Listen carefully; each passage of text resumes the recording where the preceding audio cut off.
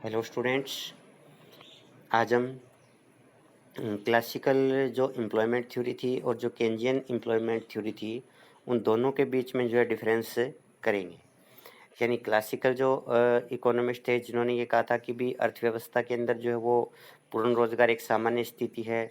अगर अर्थव्यवस्था के अंदर पूर्ण रोजगार नहीं होगा तो विभिन्न प्रकार की आर्थिक जो शक्तियां हैं उनमें इस प्रकार से परिवर्तन होगा कि भी अर्थव्यवस्था के अंदर जो पूर्ण रोजगार स्थापित हो जाएगा। लेकिन केन्ज ने इसके विपरीत माना था कि भी पूर्ण रोजगार जो अर्थव्यवस्था के अंदर एक सामान्य स्थिति नहीं है, बल्कि जो अल्प रोजगार संतुलन पाया जाता है और उस अल्प रोजगार संतुलन का कारण जो है वो इफेक्टिव डिमांड का कम होना है। तो हम इफेक्टिव डिमांड को बढ़ा करके जो है रोजगार को बढ़ा सकते हैं और पूर्ण रोजगार के लक्ष्य को प्राप्त कर सकते हैं। तो जो दोनों की विचारधाराएं हैं उनमें काफ़ी डिफरेंस है। उस डिफरेंस को हम जो है एक एक करके डिस्कस करेंगे। तो सबसे पहले है कि रोजगार संबंधी धारणा में अंतर। परंपरावादी अर्थशास्त्री ये मानते थे कि भी अर्थव्यवस्था के अंदर पूर्ण रोजगार जो एक सामान्य स्थिति है। अगर अर्थव्यवस्था के अंदर बेरोजगारी होगी तो वो बेरोजगारी केवल आंशिक होगी और वो अल्पकाल के लिए ही होगी। विभिन्न प्रकार की जो आर्थिक शक्तियां हैं जैसे मौद्रिक मजदूरी है, ब्याज की दर है, वस्तु की कीमत है, वो परिवर्तनशील है। इसकी वजह से इनमें परिवर्तन के कारण जो है अर्थव्यवस्था में रोजगार दोबारा स्थापित हो जाएगा पूर्ण रोजगार के स्तर पर। लेकिन इसके विपरीत केंद्र ने माना था कि अर्थव्यवस्था के अंदर जो है बेरोजगारी पाई जाती है और उस बेरोजगारी को दूर करने के लिए सरकार जो का हस्तक्षेप जरूरी होता है, क्योंकि जब तक इफेक्टिव डिमांड नहीं बढ़ेगी तब तक बेरोजगारी को दूर नहीं किया जा सकता। तो इफेक्टिव डिमांड को बढ़ाने के लिए जो है सरकार को इन्वेस्टमेंट करना पड़ेगा, सरकार को हस्तक्षेप करना पड़ेगा। तो इस प्रकार जो है रोजगार संबंधी जो धारणा थी उसमें भी केंज और परंपरावादी जो इकोनॉमिस्ट है उनकी विचारधाराओं में धारणाओं में अंतर पाया जाता है। दूसरा समय संबंधी धारणा। परंपरावादी जो सिद्धांत है वो दीर्घकालीन धारणा पर आधारित है, यानी परंपरावादियों का जो सिद्धांत है वो दीर्घकाल में लागू होता है, जबकि केंज का जो सिद्धांत है वो अल्पकाल की मान्यता पर आधारित है। क्योंकि केंज ने कहा था कि दीर्घकाल में तो हम सभी को मर जाना है, इसलिए जो चीज़ें हमें अल्पकाल में उपलब्ध होंगी उन्हीं चीज़ों का हमारे लिए महत्व है।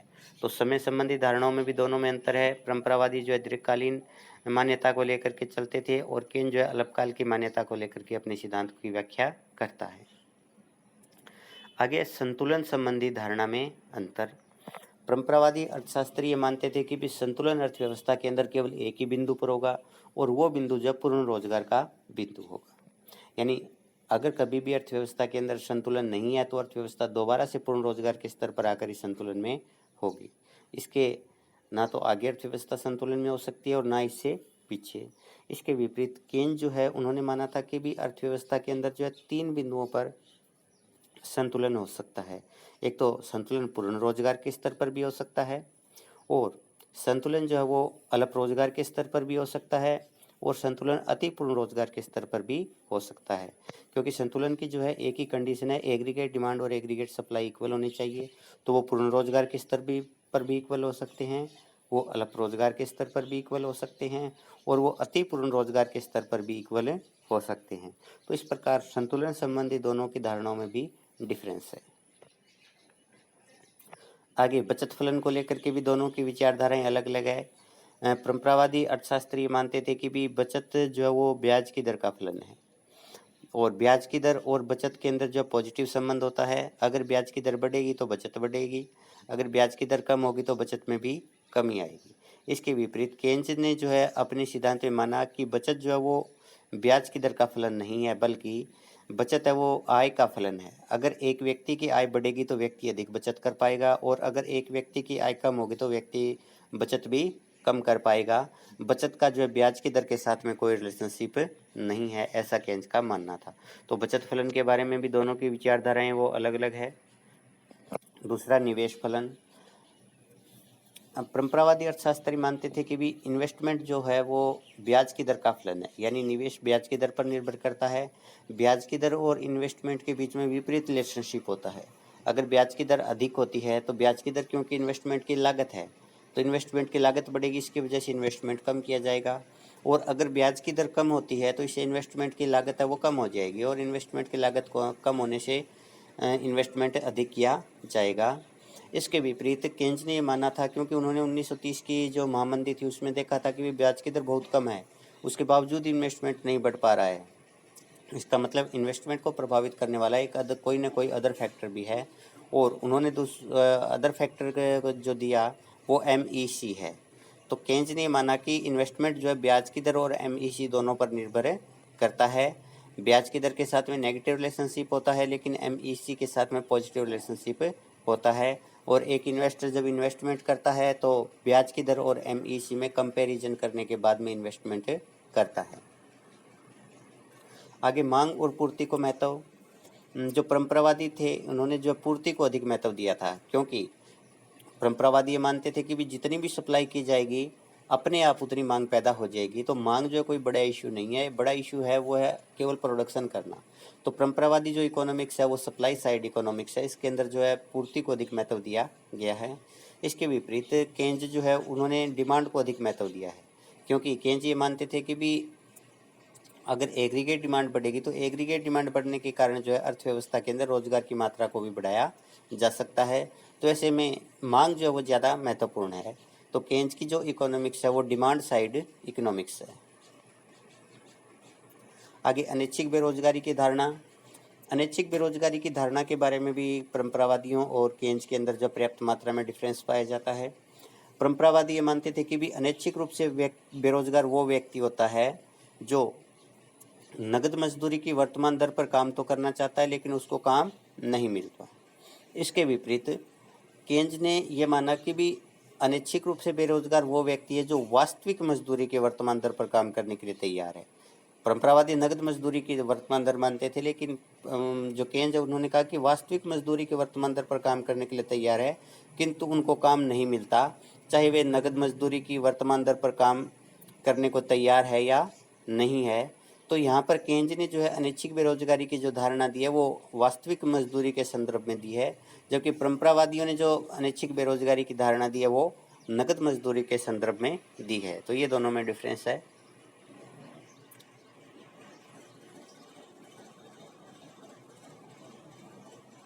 इसके बाद है मुद्रा का कार्य। तो मुद्रा के जो क्या क्या कार्य है इसको लेकर भी परंपरावादियों में और केन्ज के सिद्धांत में अंतर पाया जाता है। परंपरावादी मुद्रा को केवल एक साधन मानते थे। वो मानते थे कि मुद्रा जो है केवल विनिमय के लेन देन का कार्य करती है, और मुद्रा का जो है अर्थव्यवस्था की जो आर्थिक गतिविधियां हैं उनके ऊपर कोई प्रभाव नहीं पड़ता। इसके विपरीत केन्ज ने यह माना कि भी मुद्रा लेन देन के कार्य के साथ साथ धन संचय का कार्य भी करती है। तो जब धन संचय किया जाएगा तो उससे शेविंग बढ़ेगी, और शेविंग को अगर इन्वेस्टमेंट किया जाएगा तो उसके कारण उत्पादन तथा रोजगार की मात्रा में भी परिवर्तन होगा। तो इस प्रकार केन्ज ने यह माना था कि मुद्रा जो होती है वो केवल लेन देन का ही कार्य नहीं करती बल्कि धन संचय का भी कार्य करती है, और धन संचय के माध्यम से मुद्रा जो है अर्थव्यवस्था के अंदर जो उत्पादन और रोजगार का स्तर है उसको भी प्रभावित करती है। तो परंपरावादियों के अनुसार मुद्रा एक निष्क्रिय तत्व है, जबकि केन्ज ने मुद्रा को एक सक्रिय तत्व माना है। आगे मुद्रा की मांग की जो धारणा है उसको लेकर के भी दोनों में डिफरेंस है। परंपरावादी क्योंकि मुद्रा का एक ही काम मानते थे कि मुद्रा लेन देन के लिए विनिमय के माध्यम के रूप में कार्य करती है, तो इसलिए उन्होंने कहा कि भी मुद्रा की जो मांग है वो केवल लेन देन के उद्देश्य के लिए की जाती है। इसके विपरीत केन्ज ने जो मुद्रा की मांग की जो विस्तृत व्याख्या की है, उन्होंने कहा कि भी जो मुद्रा की मांग है वो लेन देन के उद्देश्य के लिए भी की जाती है, सावधानी उद्देश्य के लिए भी की जाती है, और सट्टा उद्देश्य के लिए भी की जाती है। तो इस प्रकार केन्ज की जो मुद्रा की मांग की धारणा है वो परंपरावादियों की तुलना में विस्तृत है। आगे ब्याज दर का निर्धारण। परंपरावादी जो अर्थशास्त्री मानते थे कि ब्याज दर का निर्धारण जो वास्तविक तत्वों पर निर्भर करता है, और वास्तविक तत्वों का मतलब ब्याज दर का निर्धारण वहां पर होगा जहां पर ब्याज जो बचत और निवेश है वो बराबर होंगे, उस स्थान के ऊपर ब्याज दर का निर्धारण होगा। तो इस प्रकार परंपरावादियों का जो है उनके सिद्धांत में ब्याज दर के निर्धारण में बचत और निवेश की महत्वपूर्ण भूमिका है। इसके विपरीत जो केन्ज है, केन्ज ने माना था कि भी ब्याज की दर का निर्धारण जो मौद्रिक तत्वों के द्वारा किया जाता है, अर्थात मुद्रा बाजार के अंदर जो है मुद्रा की मांग और मुद्रा की पूर्ति जो है उनकी समानता के द्वारा जो है ब्याज दर का निर्धारण किया जाता है। अर्थात जहाँ पर मुद्रा की मांग और पूर्ति एक दूसरे के इक्वल होंगे वहाँ पर जो है ब्याज दर निर्धारित होगी। आगे वास्तविक मजदूरी में कटौती संबंधी धारणा। एक बिंदु पर तो दोनों ही परंपरावादी भी और केंज है दोनों ही सहमत हैं, और वो बिंदु ये है कि अगर श्रम की मांग को बढ़ाना है तो उसके लिए वास्तविक मजदूरी को कम करना होगा। तो अगर हम ये देखते हैं कि भी वास्तविक मजदूरी को कम करना है तो दोनों के तरीकों में डिफरेंस है। वास्तविक मजदूरी होती है मौद्रिक मजदूरी बटा कीमत स्तर। तो जो परंपरावादी थे, परंपरावादियों ने ये कहा था कि भी मजदूरों के अंदर जो मुद्रा भ्रांति नहीं पाई जाती, इसलिए वास्तविक मजदूरी को कम करने के लिए मौद्रिक मजदूरी को कम कर दिया जाना चाहिए। तो परंपरावादी इस बात पर सहमत थे कि भी मौद्रिक मजदूरी को कम करके वास्तविक मजदूरी को कम किया जा सकता है और इससे जो है अर्थव्यवस्था के अंदर जो है श्रमिकों की मांग को बढ़ाया जा सकता है। दूसरी तरफ केंज ने माना कि भी जो श्रमिक होते हैं उनमें मुद्रा भ्रांति पाई जाती है, और मुद्रा भ्रांति पाई जाती है तो ऐसे में केवल कीमत स्तर को बढ़ा करके ही वास्तविक मजदूरी को कम किया जाना चाहिए। तो कीमत स्तर बढ़ने से वास्तविक मजदूरी कम होगी और वास्तविक मजदूरी को कम करके श्रमिकों की मांग को बढ़ाया जा सकता है। तो दोनों में यहाँ पर भी अंतर है। परंपरावादी मौद्रिक मजदूरी को बढ़ा करके वास्तविक मजदूरी कम करना चाहते थे, केंज जो है कीमत स्तर को बढ़ा करके वास्तविक मजदूरी कम करना चाहता है। आगे राज्य का हस्तक्षेप। परंपरावादी मानते थे कि भी अर्थव्यवस्था के अंदर जो है समन्वय अपने आप होता चला जाता है। अगर अर्थव्यवस्था के अंदर असंतुलन है भी तो उन्होंने माना था कि मौद्रिक मजदूरी जो परिवर्तनशील है। दूसरा उन्होंने कहा ब्याज दर जब वो फ्लेक्सिबल है, और तीसरा उन्होंने कहा कीमत स्तर है वो भी परिवर्तनशील है। तो इन तीनों शक्तियों के अंदर अपने आप इस प्रकार से परिवर्तन होता है कि जो विभिन्न प्रकार की आर्थिक गतिविधियां हैं उनमें अपने आप संतुलन बना रहता है।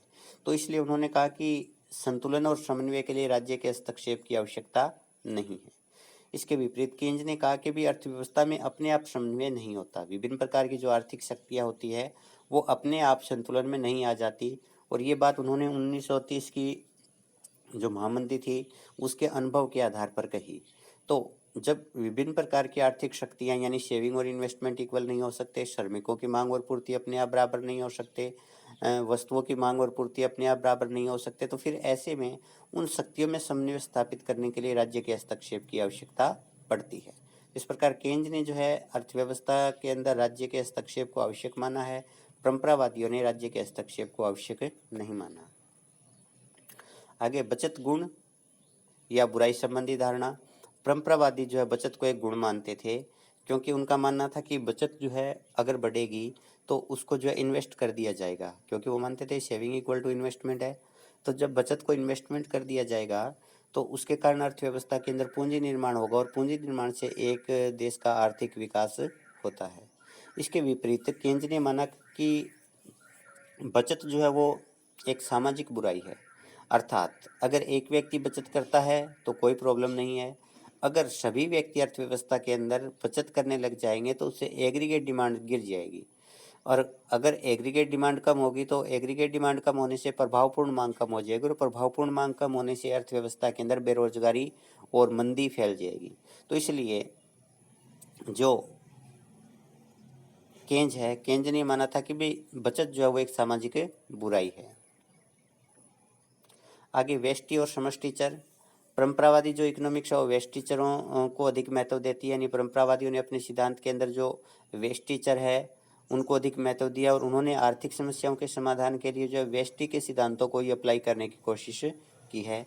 इसके विपरीत केन जो है उन्होंने समष्टिचरों को अधिक महत्व दिया है, और उन्होंने विभिन्न प्रकार की जो समस्याएं हैं, चाहे वो बेरोजगारी की समस्या हो, चाहे वो मुद्रास्फीति और अपस्फीति की समस्या हो, उसके लिए उन्होंने जो है समष्टि जो चर है उनमें परिवर्तन करके इन समस्याओं का समाधान करने की बातें कही है।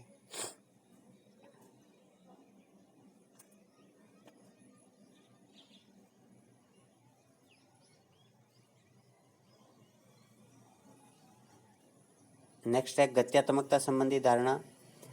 परंपरावादी जो थे उन्होंने अपने सिद्धांत के अंदर आशंसाओं को शामिल नहीं किया था, यानी भविष्य के अंदर किस प्रकार के परिवर्तन होने की संभावना है इस चीज़ को उन्होंने अपने सिद्धांत में शामिल नहीं किया था, इसलिए उनका जो विश्लेषण है वो अगत्यात्मक है।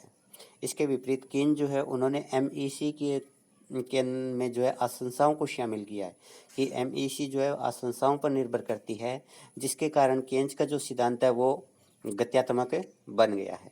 तो परंपरावादी सिद्धांत अगत्यात्मक है और केंज का सिद्धांत जो है गत्यात्मक माना जाता है। आगे पूर्ति वक्र, अगर हम दीर्घकालीन पूर्ति वक्र की बात करते हैं तो परंपरावादी जो पूर्ति वक्र है वो पूर्णतः बेलोचदार है।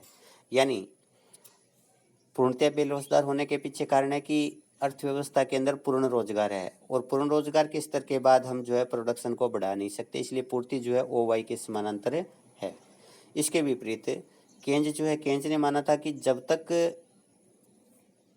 अर्थव्यवस्था के अंदर पूर्ण रोजगार का स्तर नहीं आ जाता तब तक जो है पूर्ति के अंदर वृद्धि होती चली जाएगी। यानी जैसे जैसे रोजगार को बढ़ाया जाएगा वैसे वैसे जो है पूर्ति बढ़ती चली जाएगी। लेकिन ये अगर अर्थव्यवस्था के अंदर पूर्ण रोजगार की स्थिति आ जाती है उसके बाद जो है केंज का जो पूर्ति वक्र है वो भी परंपरावादी पूर्ति वक्र के समान हो जाता है। यानी अगर हम बात करें पूर्ण रोजगार के स्तर की तो उसके बाद तो केंज और परंपरावादी दोनों का पूर्ति वक्र एक समान है, लेकिन पूर्ण रोजगार के स्तर से पहले केंज ये कहता है कि भी पूर्ति जो है वो धीरे धीरे बढ़ती चली जाती है।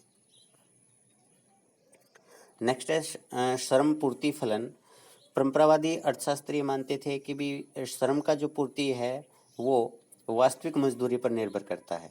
अगर वास्तविक मजदूरी बढ़ेगी तो श्रम की पूर्ति बढ़ेगी, अगर वास्तविक मजदूरी कम होगी तो श्रमिकों की सप्लाई भी कम हो जाएगी।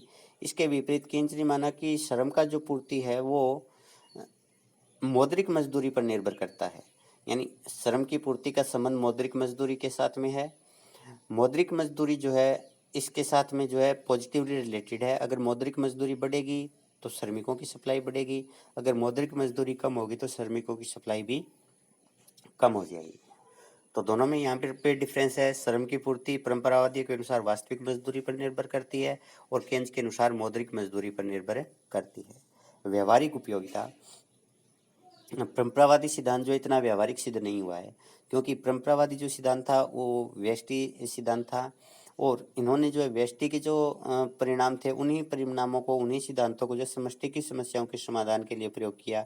इसलिए ये जो समष्टि की समस्याओं का समाधान नहीं कर पाए तो इनकी इतनी अधिक व्यवहारिक उपयोगिता नहीं है क्योंकि ये जो है विभिन्न प्रकार की समस्याओं का समाधान करने में असफल रहा है।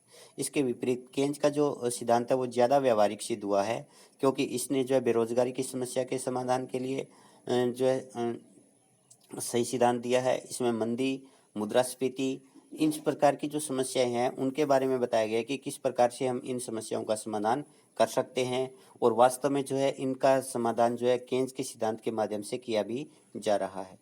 दूसरा, केंज ने ये माना था कि भी सरकार का हस्तक्षेप आवश्यक होता है, तो इससे भी केंज का सिद्धांत जो ज़्यादा प्रैक्टिकल बन गया है क्योंकि आज इकोनॉमी के अंदर सभी देशों के अंदर जो सरकार है वो हस्तक्षेप करती है।